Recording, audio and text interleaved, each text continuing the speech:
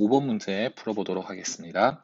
자, 갑의 제시문을 읽어보면 한 개인의 생활 그리고 사회의 구조와 기능 속에서 존재하는 도덕 현상에 대한 경험적 지식을 축적하여 라는 말이 있습니다. 자, 도덕 현상이라는 말 그리고 경험적 지식이라는 말 이걸 통해서 사실 갑이 기술윤리학이라는 것을 빠르게 판단할 수 있는 사람들도 있습니다.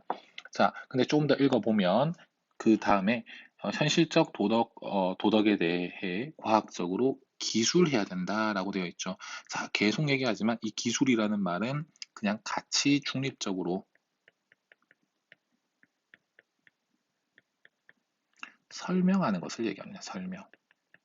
그래서 영어로 표현하자면 그냥 비동사가 되는 거죠. 자, 그러면 이렇게 비교가 됐기 때문에 한번 비교를 좀 더 해보자면 가치가 개입되어 있는 예를 들어 당위적 규범. 그래서 규범 윤리학에서 강조하는 이 당위적 규범은 영어로 표현하면 must라든지 또는 뭐 should라든지 등등등등의 어떤 이러한 표현이 됩니다. 자, 계속해서 윤리학은 어떤 이상적인 도덕을 구축하고 또 정당화할 가능성을 모색하기보다, 그렇죠? 여기 앞에 나와 있는 것, 실제로 음, 어떤 이상적인 도덕을 구축하고 또 정당화할 가능성을 모색하는 건 실제로 규범 윤리학이 하는 내용이죠. 그래서 규범 윤리학의 주제가 아니라 현실적인 도덕을 과학적으로 기술하고 다시 나옵니다. 설명해야 한다. 그래서 이 키워드를 통해서 기술윤리학이다라는 것을 쉽게 알 수가 있습니다. 자, 의뢰 제시문을 보면 한 학문이 성립되기 위해서는 그 이론을 설명하는 데 사용되는 언어의 구조와 기능의 분석이 필요하다. 자, 뭔가 언어의 구조와 기능의 분석, 언어라는 키워드 그리고 분석이라는 키워드를 통해서 눈치를 챌 수도 있습니다. 그리고 좀 더 읽어보면 여기에서 맨 마지막 줄에 이런 말이 있죠. 도덕적 논의에서 사용되는 용어들의 의미를 분석하는 것이 주된 어떤 탐구의 주제가 된다.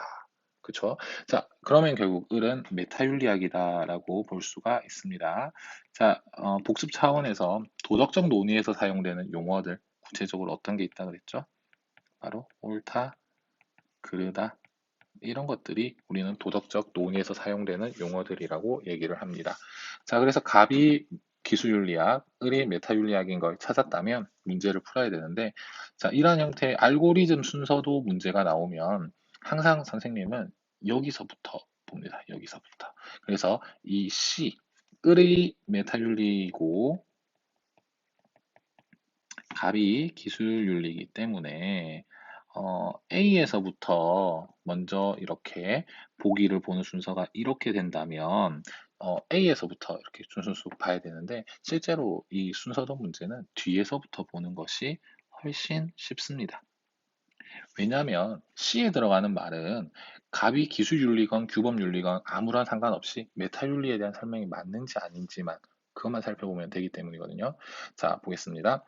그래서 선생님은 리을부터 보도록 하겠습니다. 리을부터 보면 윤리학은 도덕적 신념의 진위를 밝히는 추론의 타당성을 검토해야 된다.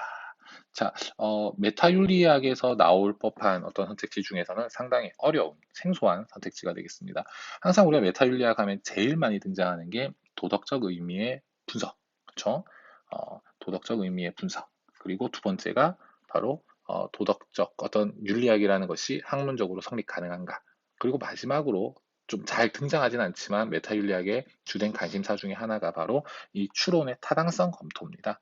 그래서 이것은 메타윤리학의 특징이 맞다. 그렇기 때문에 리을은 C만 살펴보면 됩니다. 그래서 리을은 무조건 맞는 것이다. 그렇게 되면 1번과 2번은 모두 다 차례로 답이 아니게 되겠죠. 자, 이제 다시 D급 보기로 가면 B입니다. B. B 같은 경우에는 메타윤리는 아니오라는 부정의 대답, 그리고 기술윤리는 예라는 대답. 그래서 메타윤리학과 기술윤리학의 공통점이 거의 없기 때문에 이 B에서는 주로 기술윤리학의 특징을 골라내면 되겠습니다. 자, 디귿부터 보면 윤리학은 도덕적 갈등 해결을 위한 구체적인 지침을 제공해야 되는가? 아까 앞선 문제에서도 선생님이 얘기했듯이 지침이라는 것은 무엇 해야 한다라는 거죠. 해야 하는 것, 당위를 얘기하기 때문에 기술윤리학에서는 당위를 얘기하지 않습니다. 그냥 가치 중립적으로 무엇 하다라고 얘기합니다. 그래서 디귿에 나와 있는 이 설명은 기술윤리학이 아니라 규범윤리학이죠. 따라서 디귿은 그 어디에도 들어갈 수가 없습니다. 그래서 디귿이 틀렸다라고 한다면 정답은 좀 비교적 쉽게 3번이 나옵니다. 나머지 선택지도 보도록 하겠습니다. 자, 니은에 보면 윤리학은 도덕적 현상에 대한, 자, 현상에 대한 객관적인 묘사. 자, 객관적이라는 말도 중요하고 묘사라는 말도 중요합니다. 묘사는 앞에서도 얘기했던 것처럼 기술, 그리고 설명이라는 말과 동일합니다. 그렇다면 이 객관적이다라는 말은 앞서 자주 이 기술윤리학의 특징을 얘기할 때 사용된 용어 중에 어떤 말과 동일하냐면 객관적이다라는 말은 다른 말로 가치 중립적이다라는 말입니다. 그래서 가치 중립적으로 현상을 설명해야 된다. 기술윤리학의 특징입니다. 그래서 니은은 맞는 말이고요. 기억, 윤리학은 도덕적 규범을 제시하는 것을 주된 목표로 삼아야 된다. 도덕적 규범을 제시하는 것을 주된 목표로 삼는 것은 규범 윤리학이죠.